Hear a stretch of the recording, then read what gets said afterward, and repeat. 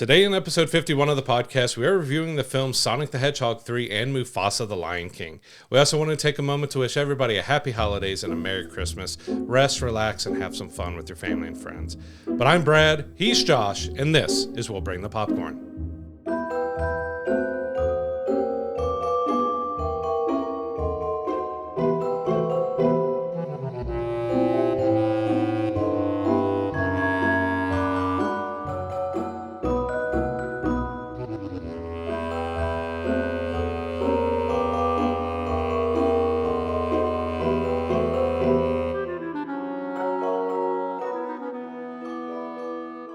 Before we jump into our film reviews this week, please take a moment to like and subscribe us on YouTube. Hit that notification bell so you're getting our videos when they drop every single Monday. We can't thank you enough for your continued support.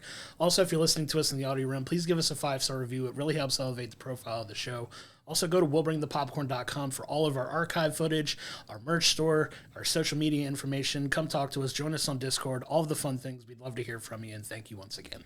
And before we kick off things this week, we're not really going to touch on any news because it was a bit slower. Knowing the holidays, there's not a whole lot that's coming out, but we wanted to do a little bit on mental health here. Just make sure everyone is taking care of themselves. We know the holidays can be hard. You know, got some friends that lost their mom and other people. Just, you know, me and Josh have both lost our dad. It can be a trying time when you have people that you don't have around anymore that you used to seeing around the holidays, or being single, alone. Like there's many different reasons and things that can get people down on the holidays. It can be a joyous and joyful time for many, but it can be a hard time for others with anxiety and stress and mental health. So we just want to reiterate that take care of yourself. Make sure you're getting plenty of rest. Talk to people if you're having trouble. Like, don't be afraid to reach out to a friend or family member or somebody if you're having those dark thoughts. If you're having struggles and issues, reach out to someone and talk to them. We will put in the description of the video and of the audio podcast for some links to the suicide hotline, for other mental health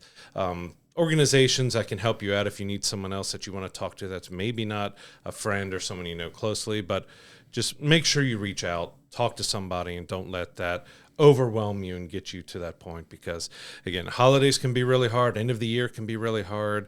We've got a lot of people who's losing jobs and everything else right before the holidays. It can be a tough time. Just take care of yourselves, take care of your mental health, and hopefully you can get through the holidays strong and, you know, try to have a happy time. Yeah, be kind to yourself. There's always brighter days ahead. It is so important to have these conversations, not to bottle things up and let them become overwhelming. If you have somebody in your life that you can lean on, have these conversations with, we encourage you to please do so. Please reach out. A lot of people may not know that you're struggling with the things that you're struggling with, and you could feel isolated and alone. Know that you're not. Know that there are people out there that care about you and are willing to have these tough conversations with you. If not, it's okay to reach out to a stranger as well and seek the help that you need, because there are people out there that are willing to help you in your time of need if you need it. We're big proponents of having those conversations, talking about mental health and struggles. It's something we want to normalize in society anyway. There's always kind of a stigma behind it, but at the same time, we have to talk about these things. We can't let it bottle up inside, eat us alive, those types of things. So please, if you have someone in your life, reach out to them, let them know you love them, let them know you care about them. Check in on your friends as well. Some people who you may not hear from necessarily during the holiday season, they could be going through a rough time as well. So reach out to the ones you love, check on them, and let them know that, hey, you're here for them if you need them to be, and they could be there for you as well. And, you know, just kind of lean on each other. We're big on that. Yeah, just make sure, even if you're not having any struggles or issues, or you're able to deal with yours, let your friends, let your family, let people around you know that you're there if they need someone to talk to, if that you can be someone that they can vent to and not be judged, and be able to listen and hear and have somebody. Like, that's just as important as someone who is struggling to reach out. Reach out to your friends and family. Let them know you care about them. Let them know that you're there anytime they need it, because especially this time of year, a lot of people need that. For sure. And there's no real easy way to just kind of transition to a movie review. But at the end of the day, we are a movie podcast. So let's go ahead and talk about our first film of the week, which is Sonic the Hedgehog 3. Now, this is the third installment of the Sonic the Hedgehog film series. Very popular, kind of one of the better, in my opinion, video game adaptations into film at this point. Spurned also the Knuckles series on Paramount Plus, which is a kind of a hidden gem. I don't hear too many people talking about it, but it was only a 6-episode series, little mini series.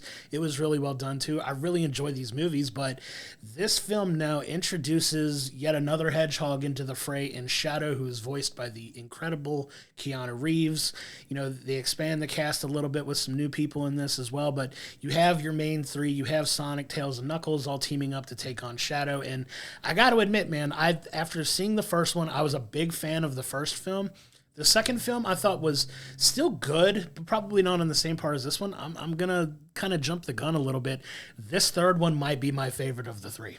It's kind of surprising how Sonic started out, because before the first one came out, we really hadn't had that much good releases when it came to video game stuff. And we know Sonic started off with when the first trailer dropped and everyone saw the look that they were going for Sonic, and the internet revolted, like, why are you making Sonic look like that? And they redesigned it to what we have now, and it helped that film like immensely. Like, it, you know, the first two have done gangbusters, made a ton of money. I expect the third one to make a ton too, because I'm just right there along with you. I really loved and enjoyed this. I had such a great, fun time with Sonic the Hedgehog 3, even though it did touch some more darker, dramatic elements with Shadow and Maria, because you get their backstory and exactly why Shadow is just out for revenge. He's out to take out Gun and anybody involved with that. He doesn't really care who he's hurting and who he's going, but you get a great dynamic that builds between him and Team Sonic and all that, and you get plenty of humor and stuff. You do get a few characters, our main characters with Tom and Maddie, take a little bit of a backseat. It's more about Sonic, Tails, Knuckles, Dr. Robotnik, because we get Jim Carrey returning. He retired before Sonic 3. If we even knew about Sonic 3, we thought, all right, they left Sonic 2 in a way that they can move on and do a different villain, but they decided to bring him back. But he's also playing against himself. He plays a dual role in this film, and I just absolutely love Jim Carrey. Like, he plays off himself so well, but plays off of everybody else so well. Like, he did fantastic playing this double character, even though you get some really silly, crazy, over-the-top moments where he's fighting himself, going back to Liar Liar, like he's kicking his own butt, and you can take on. There's a lot of, which I love too, which some of the younger might not get it, that there was a lot of references to other stuff, because I saw there's like a Christmas scene where the Gerald is playing Santa, and he's seeing, you know, Dr. Robotnik is seeing him, and he jumps on him. That's from Grinch, like how Grinch jumps on the tree and everything there. And like his physical comedy is just so incredible, because he's willing to put his body through whatever and look whatever. Because, you know, we catch up with Robotnik once we find that he's alive. He's got a beer gut, and he's got really long hair, and he's watching, which is one of my favorite little cameos. I don't want to spoil who it was. If you're a fan of Ted Lasso, you're going to have a lot of fun with it, but he's watching these soap operas and stuff and going on. I was cracking up the whole time watching those. Yeah, it was a ton of fun. You get a really fun story in this where, like you said, there are some darker elements that kind of come into play here where, Shadow just cares about getting revenge on anybody who could have been even remotely responsible for, the things that happened to Maria. You get the exposition there. You get kind of what you don't expect in like a team up at first with, Team Sonic and Dr. Robotnik, but you also see the other character that Jim Carrey plays, which winds up being his grandfather. Mm-hmm. And his grandfather, who we find out is in cahoots with Shadow and was involved in, helping Shadow get his revenge. So you see kind of that dynamic play out, start off one way, and then Robotnik kind of joins up with his grandpa after finding out that he's alive, and it becomes, this whole, back and forth on, whose agenda is going to win out in the end, because, Dr. Robotnik's always going to kind of look out for his own interests, and you know how that's going to play out. But this was a lot of fun. It had some heartwarming moments. It had some really fun humor. It's a fun, cheesy film. Like, you know what you're getting when you're getting into these Sonic films. There is some cheesiness that goes along with it, but it's part of the charm of the series. And I gotta say, I absolutely love Idris Elba as Knuckles. He's so funny, and like the very straight-laced, very funny but very serious kind of 1,000% muscle. Yes, he's so funny in this. Like, he's really in his element in his voice acting here, and they just do such a fun job of like playing off of each other. The team dynamic's a lot of fun, and it's just, I didn't think I would enjoy it more than I did the first one, because when you start talking about getting 3 or 4 movies into a franchise, you're like, okay, the quality is inevitably going to take a dive, and I don't really think we got that in this film. Like, it's really, really good, and like I said, I think it might be my favorite of the three so far. Yeah, it's kind of surprising after going three deep here that this is probably my favorite of the three, that they actually took some good steps forward, because you got a little bit different building with the characters about, now they're a team and they're figuring out that team dynamic, but, Shadow kind of brings that in because, of course, Knuckles just wants to punch everything, but then Sonic is kind of willing to do whatever he can to protect the people he cares about, and that creates a wedge between them. But there's a lot of dynamic that goes between, and we do get a team up with Dr. Robotnik for a little bit because, Shadow ends up becoming a enemy to both of them, but we also get a lot of back and forth. Then there's a lot of pop culture and other references, which I don't want to spoil all of those, but of course my daughter is into like almost every reference they made. So she's like, they're talking about it, and you also get that restaurant scene, which does a lot. So there's a lot of fun in jokes. There's even another few Keanu Reeves jokes that they make, even though he's in the film now, they still make some jokes about him, which is a lot of fun. But yeah, it was really great. Like it was cheesy, it was over the top in moments, but it was just so fun. Like it's one of those experiences in the movie theater. I'm just like, I'm having such a great time watching this film from beginning to end. I was just enjoying myself immensely. And so I did want to touch a little bit on Shadow. If you don't know his backstory, if you're not a huge gamer or anything like that, but so in the movie wise, he's kind of been in a cryo type of prison for 50 years. Yeah. So we find out that he crash landed on the planet, and immediately he's taken under and experimented on, and they're trying to figure out his chaos powers and everything else. But, when they decide that he's too powerful or something else, they decide that they're going to kind of trap him. But within that, we have a granddaughter that shows up in Maria, and she becomes friends with Shadow. And so their relationship is very core to this film because it is kind of a dark, dramatic storyline that puts Shadow into this state where he is for most of the film. But Keanu Reeves was fantastic, as he is in most everything. Like, whether you like, he's got a deadpan delivery, most everything, but he's just so much fun. And he actually does a little bit different here, but like the CGI animation for all the characters look fantastic. You've got a lot of darker scenes when it comes to Shadow, because they go to Japan, and you've got Japan and all bright and colorful up top, but it's at night and it's raining, and they're really setting the atmosphere really great. And even got Knuckles you've got Shadow with a gun, and you get showing off all of his powers. And I think they just did a really great job of bringing that character to life. I really think so too. And, they keep some of the core story from the games and stuff involved in it. And they don't, they kind of do their own thing with it, which is a lot of fun too. But they keep a lot of those fun elements from the games and incorporate them into the story in a way that, you could still have fun, and it's an ode to us OG gamers who have played Sonic throughout the years that love the games as much as we do, but it's also made that it's super appealing to kids. Kids love it. Families love it. I know the theater showing I went to was full of people, and we were all just having a good time laughing, cutting up, and, enjoying the film. And, one thing that they kind of... You always wonder when they get so far into a franchise, is like, is this going to be the last iteration? Well, right before the movie came out, they kind of let it slip just out in the blue that they are making a fourth film. And when you get to the end, there are some extra scenes that do set up where they're going into the future. So you get like this really, it ends on this really touching moment where, like, gonna spoil little light spoilers here. You kind of have to set up where they're going with it. But, in the end of the day, it is a family film. Sonic finds a way to break through to Shadow to kind of get him back on the good side and kind of realize, hey, this revenge isn't really going to solve anything. And it's done in a really, warm, heartwarming way. And I think they did a really good job of getting to that point where now you see where it could potentially be going moving forward. And it may not be the last Hedgehog character that you see if you've played these games over the years. We're about to get a very important to more modern Sonic games characters joining in the fold. And I won't spoil who that is, obviously, because I want you to see it for yourself. But there's some fun, exciting directions I think they're going moving forward with this as well.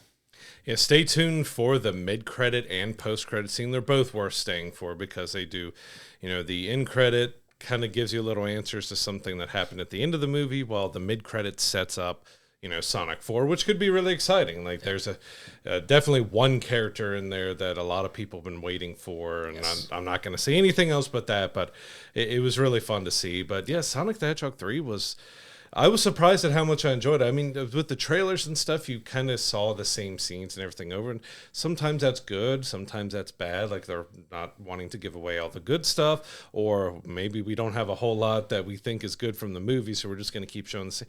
But the whole film was great. Like it was fantastic. And I just want to give some love to Jim Carrey again. Like he plays off of everyone else so well. He's been great as Dr. Robotnik. I'm glad he decided to return, but also getting to play against himself, which he does so well, which has got to be a difficult thing because like you're trying to remember, all right, I was way over the top doing this. I mean, now I'm switching to this character and I've got to go over the top and do this in a different way, especially the dance sequence. There's a big dance sequence in the movie, which was ridiculous, but it was so much fun because he played off of himself so well. Like it was like you were watching two different people because he played off of himself so fantastically to match the moves and everything else. Like I'm glad his retirement was kind of a little short-lived because he's also talked about potentially returning for the Grinch, but he doesn't want to put the makeup back on. He wants to use motion capture to do it. And, there's talks about maybe a third Dumb and Dumber movie.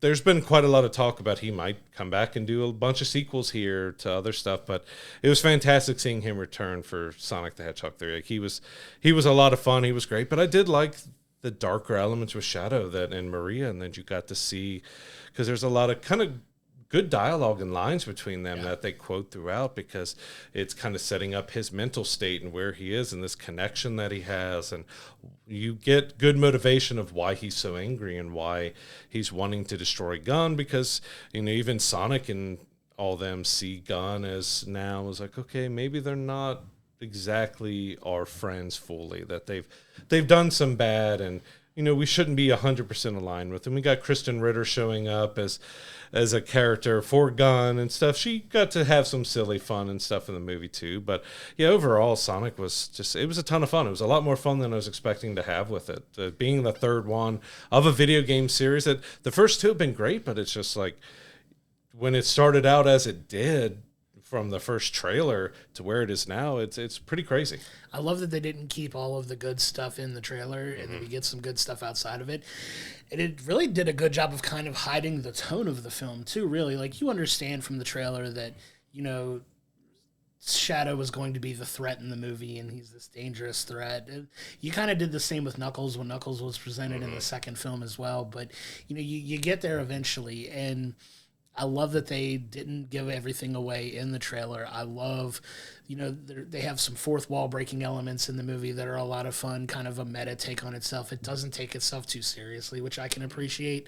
And the humor's funny. The jokes land. It's smart writing. It's very funny in subtle ways and fun in cheesy ways. And it's okay to be cheesy and be funny at the same time. Like, it doesn't mean it's bad when I say it's cheesy all the time. Like, you could tell by the tone when I say cheesy whether it's a good cheesy or a bad cheesy. Yeah, it definitely can be a good cheesy and a bad cheesy. Yeah, this is definitely a good cheesy in this case, but it's such a fun movie. If you've liked the first two, people have already talked to about the movie that love the first two, absolutely love the third one. It's getting a lot of positive buzz around it, and for good reason. It's so much fun. So at the end of the day, Sonic the Hedgehog 3 is really just a fun family movie. Everybody's going to have a good time watching it. There's a lot of humor. There's a little bit of a darker tone in this, which I don't think we were necessarily expecting. Not in a bad way, but it's a good way. You get 3 films into this franchise, and it's just as strong as it's ever been, in my opinion. And it's setting up to go even forward, and I'm actually looking forward to a 4th, which you can't say for a ton of franchises. So for that, I would give Sonic probably an 8. It was an 8 for me. Like, it's a really solid movie with a lot of humor, a lot of fun. It's not a perfect movie by any stretch of the imagination, but it is so much fun. It knows what it wants to do. It does everything it wants to do right in a way that's fun, funny, and just it's just a good movie. Like, it's a solid movie. It's one of the films that I think has a very high rewatchable effect for me, that I did go see it in theaters, but I do want to go see it again when it comes out on streaming, so it's going to have a high rewatchability factor for me. And I agree, Sonic the Hedgehog 3 was a fantastic film. I had so much fun from beginning to end. It's got the cheesiness, but it has heart, it has drama, it has kind of all the elements you want from a family film that's trying to have fun, but also, do a good message to everybody. And it was a really enjoyable experience, and it's probably, to me, one of the best of the series so far. It might be the best of the series so far.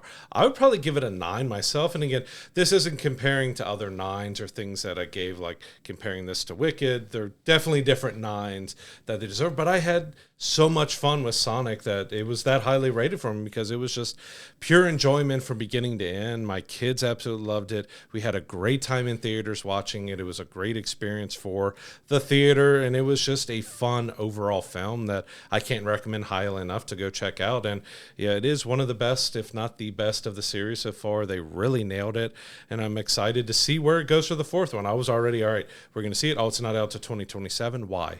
Give me Sonic 4 now. Like, it was that good that I'm already 3 in. I want to see the fourth one now. Absolutely. So Sonic the Hedgehog 3 is in theaters now. Go check it out. Come to our Discord. Come to our YouTube comments. Check us out on social media. Let us know if you have seen it. Let us know what you think. We'd be very excited to talk about this film with you. It's one of our favorites of the year. It's going to wind up on probably both of our favorite movies of the year list for sure. Oh, absolutely. So moving on to our next film and review, we have Mufasa the Lion King. So it's a prequel, but it's also a sequel. And we'll get into that more in the review here, because there is some more stuff than I was expecting to happen outside of the main Mufasa storyline that takes place in like the modern time of the Lion King. But we do get to go on a journey with Mufasa to see exactly how he became from a young cub to being the king of the Pride Lands and stuff. And I gotta admit that I didn't have a whole lot of expectations going in. I enjoyed the live action remake that they did of it. It doesn't stand up to the cartoon at all, but that's a really tall task to go towards, because that is one of the, not only the greatest soundtracks of all time, but one of the greatest animated films of all time. There was a lot to try to stand up to, and the first one did well. I think this one probably is a little bit better to me than the original was, just in the way that it gave us something newer and fresher than the rehash of, because they didn't change much from the first live action that they did with it. And this one we got a little bit more depth and got to see a little bit more, but it was also visually stunning. Like it definitely looked a lot better than the first one. They did a lot of improvements. There wasn't that many times where I'm looking at it and like, all right, I'm seeing stuff stand out. Like visually, to the animators and everyone who worked on that part of it, like it looked fantastic. Yeah, I would definitely agree that it's better than the original remake of The Lion King itself. And I'm one of those people, The Lion King is my favorite animated movie of all time. So I have certain expectations for any type of adaptation you want to do of this. Obviously, it's been a very successful Broadway play. Absolutely amazing. If you haven't gotten to see it, go see it if it ever tours and comes around you. That show is fantastic, phenomenal. Go see it for sure. The quote-unquote live action, because it's so hard to say because it's computer generated, but it looks real. Like it looks live photorealistic action. CG. Yeah, it's hard to describe it any other way, right? So we call it live action in this case. That's what we mean, but this is definitely a step up from that. Now, there are a couple of little issues with like the facial animations of the lions themselves, but I think that's a really small kind of ding that I would put against it. The telling of this story was really good. It was solid. You get this tale of Mufasa who, has his own family, and, we're going to have to talk about what happens in the movie, obviously, yes. a little bit. A little bit of spoilers. Some spoilers, but he gets separated from his family due to this great flood, and where he winds up washing up, he runs into Taka, who is another young lion cub who kind of saves him from an alligator attack, and they kind of form a bond, and he goes back to, Taka's family, who don't accept him. They don't accept outcasts, and, he's kind of forced to live with the female lions instead of laying around all day with the king and the male lions. And the female lions are the ones that go and hunt and learn all these tracking. And you come to find out Mufasa is just naturally gifted to do so, right? Mm-hmm. So you go on this journey of him growing up with Taka and the brotherly bond that they have. There's some fun moments there, some fun songs, one absolutely funnily absurd thing that's going to come out of it. And I don't know why I'm going to see people probably making a meme out of it. It's the way that Taka says brother in the movie, like a brother, like just it's ingrained in my head, not in a good way either, because I felt that was a little annoying. But the overall story is really good in this. There are some good songs that they come into it. I don't think it's going to be on the iconic level of the Lion King original soundtrack, because like you said, one of the greatest soundtracks of all time for any movie, let alone an animated feature. But There's some good songs in there, a good story of, just like you said, how he became the king of, the Pride Lands. And it's a fun tale. You see this very real threat from the group of white lions that are trying to take over and wipe out everything. And he's the leader of that group is wonderfully voiced by Mads Mikkelsen, who does a phenomenal job as the main wasn't villain. expecting to hear him sing. Yeah, and he actually sings in the movie, which is crazy. But it's a fun story. Like you said, it's visually just gorgeous. Like this film is so wonderfully made. Like visually, it's just stunning. And even like in the theater, part of the thing that gives it a little bit of an uptick for me is the use of sound in the movie. Like the sound, like editing in this film is top notch for me because you feel like paws in the snow. You feel the rumble, like when you have these like running scenes from like big stampedes and stuff like that. You get that feel of that Feeling sound in the movie. Like you feel like you're in the middle of it. Yeah.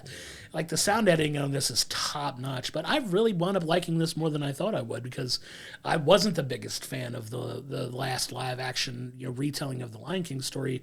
When they came out with this one, I was like, I don't know if I'm gonna like this, but I want to being somewhat pleasantly surprised like this. It's not a perfect movie by any means. There's definitely some demerits to it, but I had a good time watching this. Yeah, I was pleasantly surprised by it too because it ended up telling a decent story. We weren't sure exactly where they were going to go with it. We've had a lot of animated sequels of Lion King that were just okay that they did, direct to video back in the day and stuff. But I think they told a good story in a fun but dramatic, and it flowed really well, and we got to see that dynamic, and we see everything building between Mufasa and Taka, and get to see exactly where Taka is going and how he gets his name that everybody knows him by and stuff. I was a little more mixed on the music. Like, of course, Lion King soundtrack is epic, one of the greatest, if not greatest, soundtracks out there, along with the Tarzan soundtrack, and we could list off a ton more, but it is one of the best out there. Like, they got Lin-Manuel Miranda to do some of the songs, but they didn't, like, the score was fantastic. It felt great. The original songs, they were a little hit or miss because none of them were as memorable as any of that. And Mads' song with the Bye Bye was a little kind of strange and cheesy to me, like, not in a good, because he's a very serious, evil type of lion who's just spends the entire movie chasing these cubs down, and as they grow up and everything too, like, he wants to kill them, and then you have kind of the cheesy song and Bye Bye. Like, it didn't fully fit that well. Maybe it's just, well, we got Mads, we need to make him sing something cheesy and stuff. But I thought overall all the voice acting was much improved. I did have, like with the first Lion King, I wasn't crazy about Beyonce being Nala and stuff, just because I just didn't feel like she fit very well. And of course she hadn't done much acting and stuff, but I felt like you do have their daughter in here and everything, and she was fantastic in the movie. The voice acting felt so much more connected to the characters this time around, because you do have Donald Glover and you have Beyonce return. And I think all of them, even like we were saying, I didn't like Beyonce in the first one, she didn't have a whole lot to do in this one.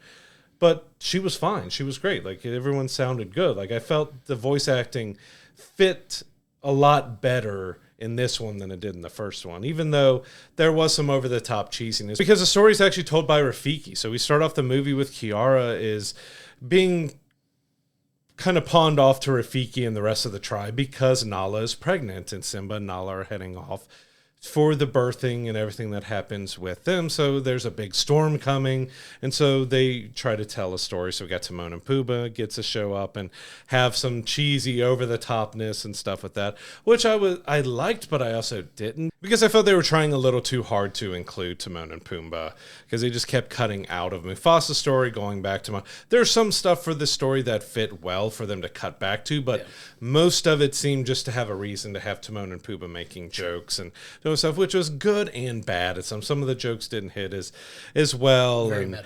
It was kind of okay, but we did get to see Simba and Nala again, and we get to see Rafiki, but we also get Rafiki as two different voice actors, because we have the younger and we have the older, and of course, which I loved and we didn't talk about, which I wanted to to bring back up, now that it's popped in my head, at the very beginning of the movie, they do a great little tribute to James Earl Jones, who, of course, was the original Mufasa and legendary voice. They started the movie straight off with a tribute to him, which I thought was fantastic for them to do of that. Agreed. But yeah, it has its flaws, it has its faults, but overall, I had a good time with it. Yeah, I agree, and I definitely agree on the Timon and Pumbaa aspect of it. Like, they're, iconic characters from the cartoon, right? They're so over the top and funny. They were a little too meta in this case, like talking about, gotta have our time in the sequels or something like that. Like, very meta take, like kind of fourth wall breaking jokes a little bit that I don't think were necessary for this film, but you get some of that charm from them as well. Like, oh, we're actually the stars of this story. Like, we're the ones who actually did this kind of thing. And I was like,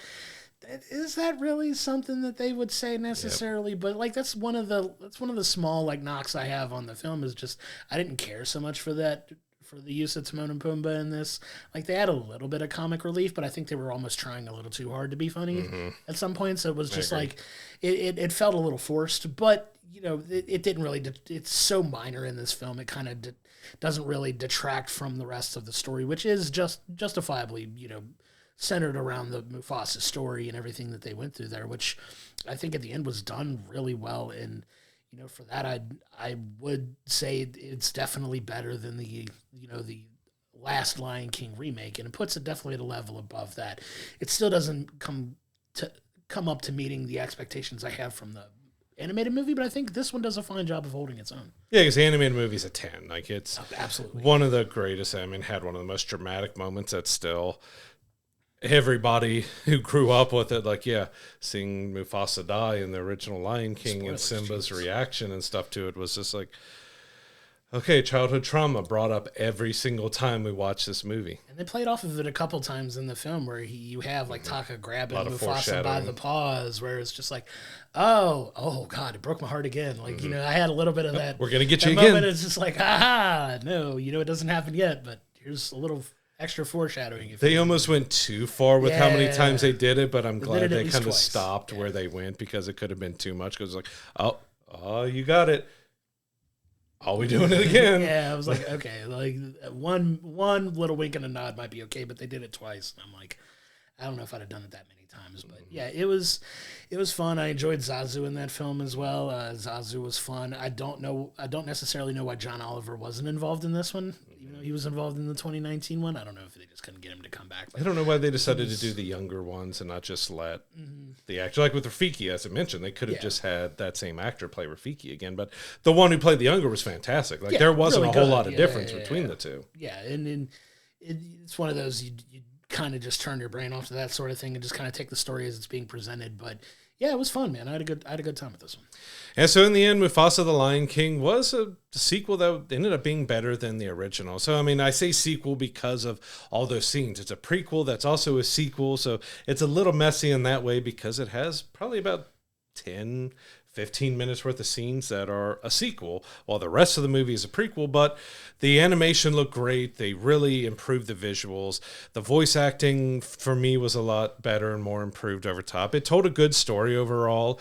Some of the songs did. I mean, the score was fantastic, but the original songs with lyrics and stuff just didn't hit the same mark. But that was a huge legacy to try to come live up to, because the original Lion King animated movie has the greatest soundtrack of all time. So I would probably give Mufasa a 7.5 to 8. Like, I still really enjoyed it a lot. It had its flaws and faults and stuff, but it did allow them to grow a little bit more and do some more original stuff, because the first remake was more along the lines pretty straightforward. They didn't change a lot of stuff. So this allowed them to explore more, give you more depth, more heart, especially with Rafiki, was able to go into the more spiritual, elemental stuff of it.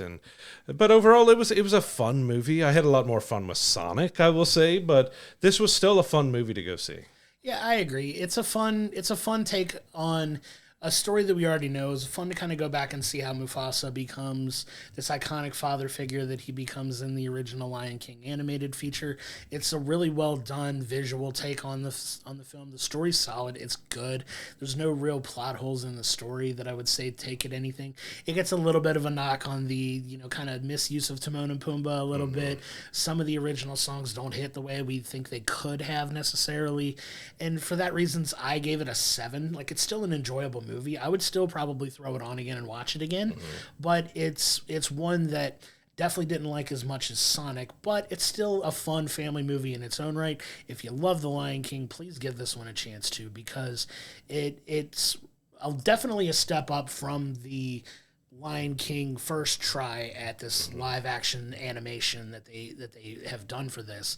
It's definitely a step up from that. So if you're having a little bit of trepidation, understandable based on that one. This one is definitely better. I'd say you get a better entertainment value for this, better story, better visuals, and just an overall better experience. And that's kind of why I leave it around a 7 for me. Yeah, I agree with you on that. I gave some extra points like I have on some other family films because of my kids' enjoyment. Sure. And I take them to experience these films, and I do want to give some bonus points because of their enjoyment. My youngest, she is obsessed with The Lion King, absolutely loves it, and she was just head over heels after watching Mufasa. Like, she didn't see any flaws. She was roaring like a lion afterwards. Like, she had such a great time. So that gave me some extra points as being a dad, of seeing my kids have that amount of enjoyment after something, because as adults we can be a lot more cynical and stuff. Sure. You can maybe look at some of our reviews in the past to see how we are and stuff, but yeah, it got extra points for me just because she loved it so much. Like, she is obsessed with The Lion King, as we were with when we were kids. And to see that through her eyes, I'm like, all right, yeah, I'll give it some bonus points because she just loved it so much. She's ready to go see it again right now. Wants it to be where she can watch it at home. We listened to the soundtrack on the way home just to listen to the songs a little bit more. She's been watching The Lion Guard and going through everything Lion King. She had her blanket and her stuffy and she had her lion tail that we got from Disney. Like, she was decked out. She was ready. She absolutely loved it. So that's what gave that extra 7.5 to 8 to me, was just the pure enjoyment that she got out of it. I love that, but that's an important part of these movies, right? These movies are made for them. They're made for the kids. They're made for the kids' enjoyment. Like, we can find things that we like and get enjoyment out of them as well, but I think having kids that have that experience with the movie is important when kind of like grading on a curve.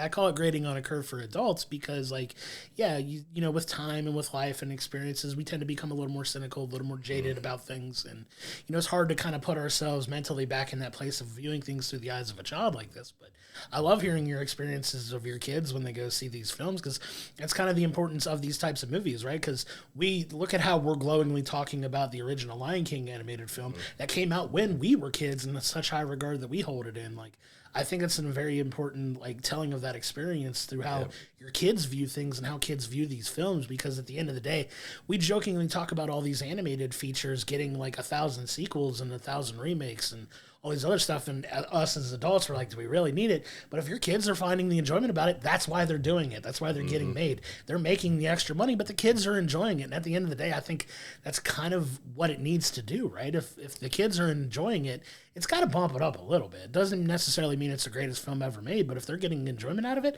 I can absolutely see why you're bumping it up as far as like your own personal grade, because I think if you were just to enjoy it, rate it personally, I think you and I would be pretty aligned on most everything, because we have similar tastes in movies for the most part, and just adding that experience of your kids to this is honestly, I think, a great perspective to have, because you know, you get to bring that, you know, that experience that they have with it to you to review these movies, and I think that helps kind of get a different perspective on what we're watching. Like, you may not enjoy it, but if your kids love it, at the end of the day, as a parent, that's kind of what you want, right? Yeah, it's kind of what matters in the end, especially with a family film, something like this. Like, I think I may have almost had more enjoyment with Sonic than they absolutely love Sonic, but that was one that I really fell into and loving, and Mufasa was one that she really loved even more. So, like, my Sonic score, most of it was for me because I enjoyed it just that much, but I also gave some extra points.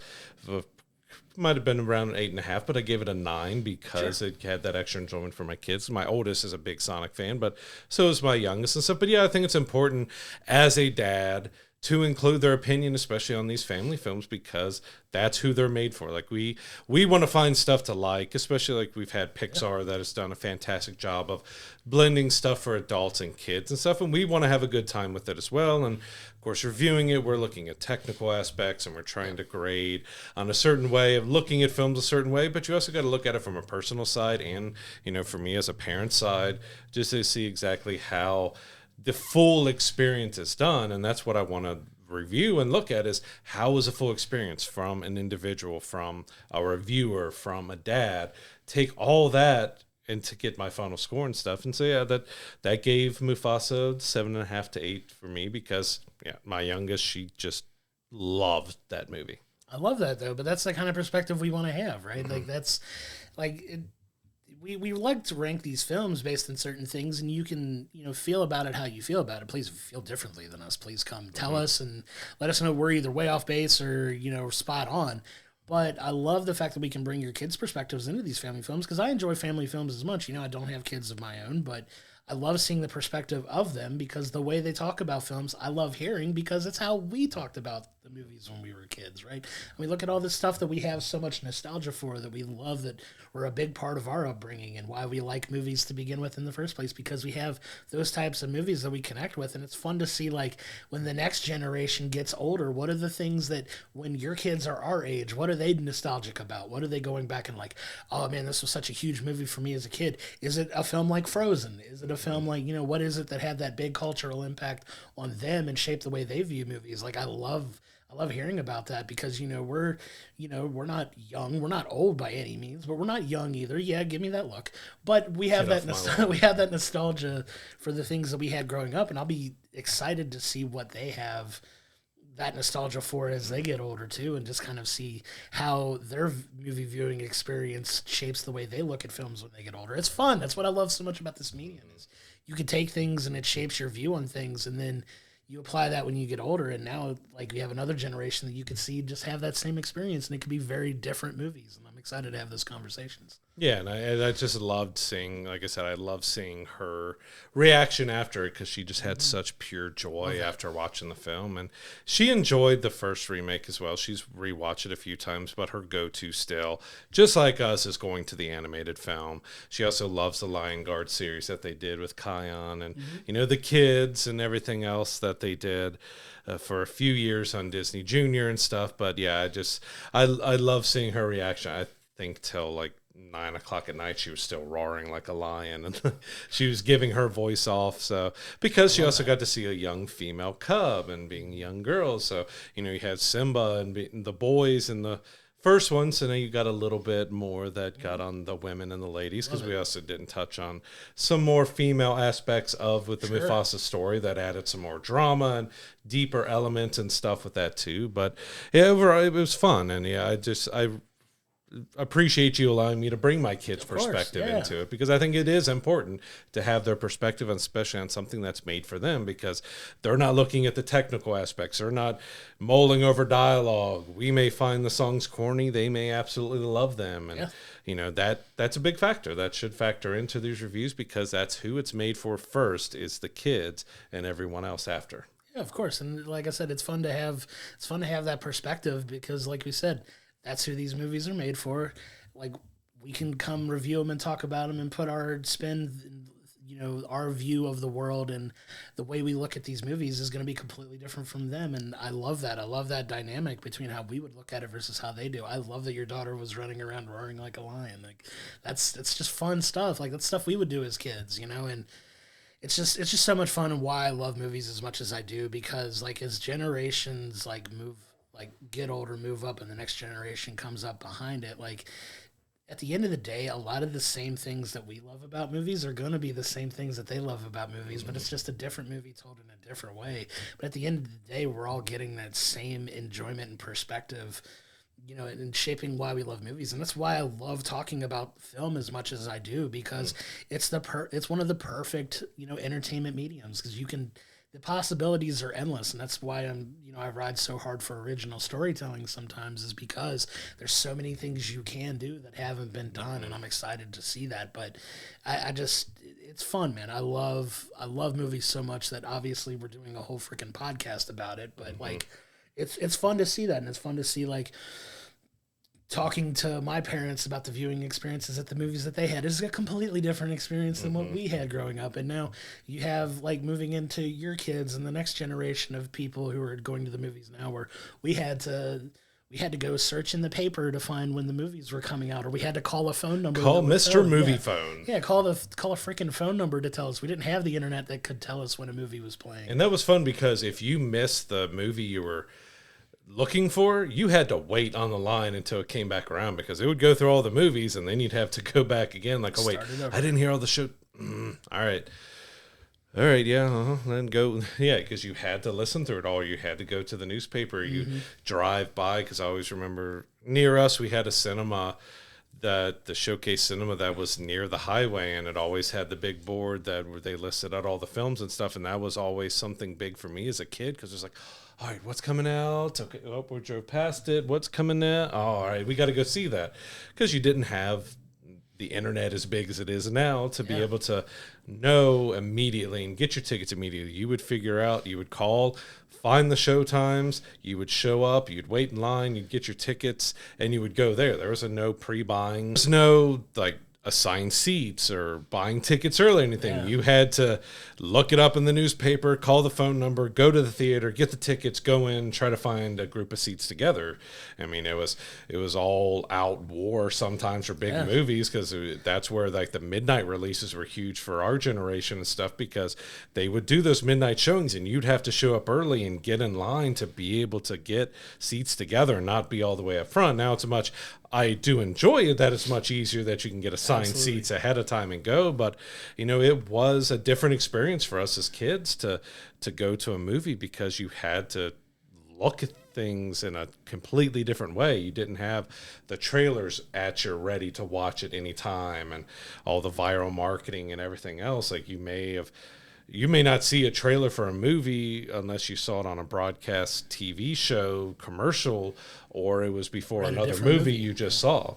So, like, it's definitely a different experience, and I do like in seeing the differences between, my girl's experience with stuff and our experience as a kid, because she is having similar experiences that we did with the original Lion King as she is having with this one and stuff. So it's, I could ramble for so much longer about it, but it was great to see, kind of as a proud dad moment, but also just kind of taking back to my childhood and, like, seeing her pure enjoyment of something was just real fantastic. It's a lot of fun for sure, and it just kind of takes me back to when we were going to see movies, because God forbid you got to the movie theater and you were expecting to see a movie at a certain time and it was sold out. And then you had to figure out, you either go see that movie or do you go see another movie because you don't want to wait 2-3 hours for the next showing. Like, you could play the arcade games on the side for like an hour and a half while the parents stood around waiting. Kill some time. It was a very different experience. I am envious of the fact that now they're growing up with being able to hit a couple buttons and they can watch literally almost any movie that's ever existed. Like, unless you have one of the 187,000 streaming services that we have, but at the same time you have way more access to stuff than we had for sure. But it's fun, man. I love the dynamics between it. I love hearing, like, the way your kids view movies and talking to, like, my niece and nephews about the movies they like to go see, and it's so much fun to see their perspective on stuff, because it really gives me hope that, you know, the future of movies and the film going experience is never fully going to go away, and at the end of the day that makes me very happy. And so I want to go ahead and move on to our what's coming up this week. This is our last full release week of 2024, and it's ending with some interesting films. So we have Nosferatu. We're ending with a big horror movie from Robert Eggers that looks fantastic. I'm really looking forward to seeing that movie. We also got a complete unknown. So we have Timothée Chalamet as being Bob Dylan, and we've got a biopic that it already has a ton of buzz. Of course, by the time the movies come out at the very end of the year, we already have, like, the Golden Globe and other nominations. So this already got a ton of nominations for him. It looks really solid. And another one that's probably not going to get as much traction, but I'm looking forward to seeing, is A Fire Inside, telling, you know, based on the true story of Clarissa Shields, who was a boxer from Flint, Michigan, of her trying to be the first female boxer in a long time to win a gold medal at the Olympics. It looks really solid, but I mean, it's you've got Sonic, you've got Mufasa, you've got Nosferatu, you have A Complete Unknown. You've got quite a lot that's going to be potentially overshadowing it, but that is one I want to go check out, and I'm looking forward to seeing. Yeah, very strong finish to the year. Like we had a couple lulls during the movie year where it's like, okay, we might go talk and like go see this film or go see it. We're in it on some bangers, man. We got some good ones that are coming out at the end of the year, obviously with, Mufasa and Sonic that we just talked about. We just recently talked about a couple other films that we were excited for. I've been looking forward to Nosferatu for a minute now. Like, I love horror movies, and the fact that we're ending on the Christmas season with a horror vampire film, stoked for that one. It looks really cool. I'm excited to check that one out. The Bob Dylan, biopic with Timothy Chalamet, incredible actor, incredible story about Bob Dylan if you know nothing about his backstory and kind of like the folky, folky artist that he is, like iconic songwriter, iconic singer, like absolute musical legend. Excited to check both of those out. And then, The Fire Inside is another one that looks really good. The trailers of it look really solid, and it's just kind of winding up next to a couple of unfortunate juggernauts that's going to have trouble beating, but I'm excited to check that one out too. Like, that's 3 really good, legit films that I'm excited to end the year on a really big note for what's really been kind of an up and down, but some really high highs and some really low lows this year in film, and I think we're going to end it on a really good high note, and I'm excited to check those out and talk about them. We also have a limited release in Better Man. So this is Robbie Williams' biography about himself, but it's done in a more unique, intriguing way because he is a monkey. He is an ape. Like, he's not doing it in a straightforward way. So it's one I'm like really mixed on, but it's one that's got me intrigued. Like, I got to see like, how are they pulling off? Are they going to get the emotional impact they need by replacing him with a monkey?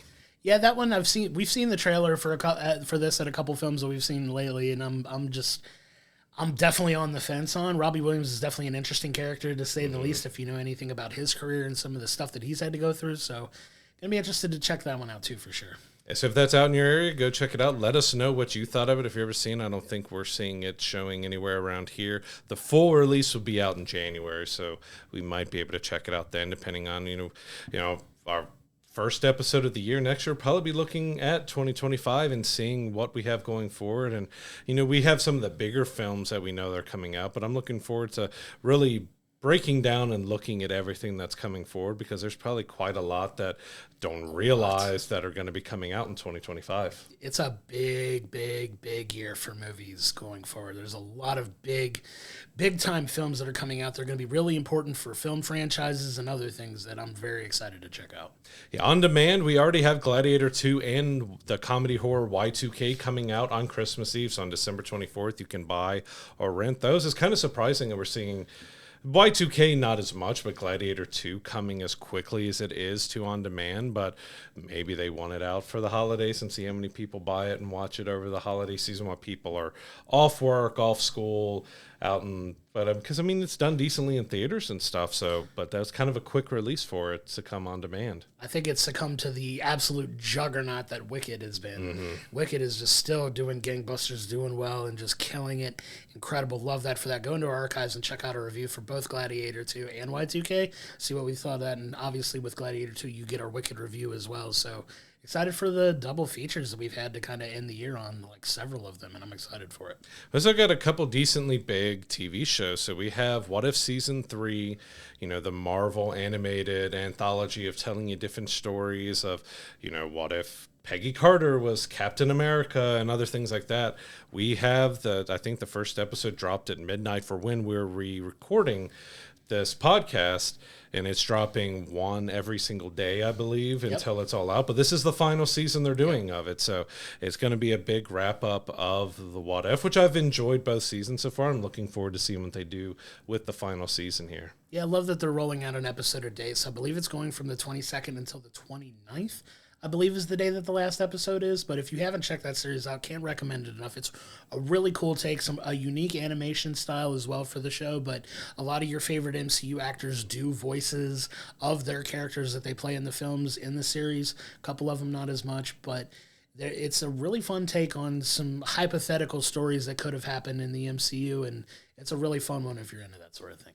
And we have one of the biggest viral breakout hits of the last few years from Netflix with Squid Game. Season 2 debuts on December 26th, and I've actually been hearing some really good things that they, done really well, although the creator of it afterwards now says he's tired.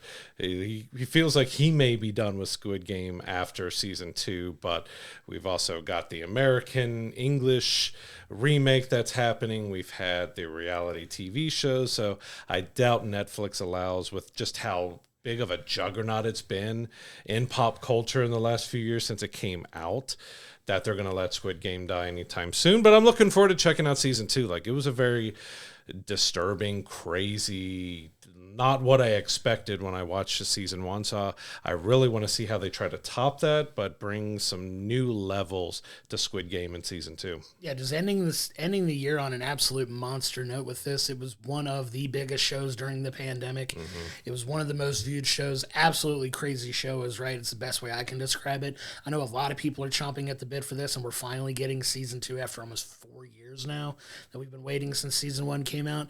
Very excited about that one. Some awesome actors that are going to be involved in that. One actor from a show that we kind of trashed on the show with The Acolyte, and the actor that played Soul in that show. But, he is in the Squid Game. I'm excited to check out Season 2. Ending the year on an absolutely high note for Netflix. Is one of their biggest series, getting a follow-up. Going to be a ton of eyes on that one. Yeah, I think that's probably...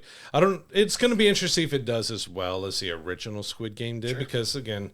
that came out during the pandemic, had everyone at home, so it got a lot of eyes and viewership. But I feel like it's going to do really well. I think so too. It's gonna be a big hit again for them. There's a lot of people. Do we know if the quality is going to be as good? To be determined, right? But with as big as that show was, it's going to get a lot of viewership at the beginning, and that could bode well for them moving forward. Creative direction, moving in a different way or not, we don't know. With the showrunner potentially leaving after the second season, We'll see. We'll leave that TBD for sure. But that is going to do it for us this week. Once again, we cannot thank you enough for your continued support. We hope you have a very Merry Christmas, like we said. Top of the show. We'll put some links in to give you some information on where to go to for some mental health help as well if you need it. Love you guys. Thank you guys so much for your support. Coming up next week, we are reviewing Nosferatu and A Complete Unknown. Excited to check out both of those films to end the year on a really high note. And until next week, I'm Josh. He's Brad, and we'll see you then.